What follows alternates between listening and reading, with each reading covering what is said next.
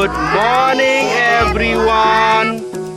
Welcome to Raibah Village. So we are here in Raibah Village, and today we will be collecting some wild and edible plants which has medicinal use, and some vegetables which also have different kinds of vitamins, which is very organic.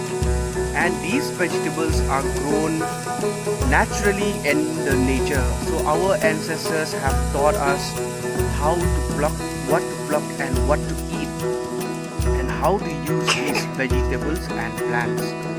So these kids are the future generation of the village, and it is very important to teach them. So in order to teach them, we need to show them how to conserve and preserve the knowledge which our ancestors have taught us.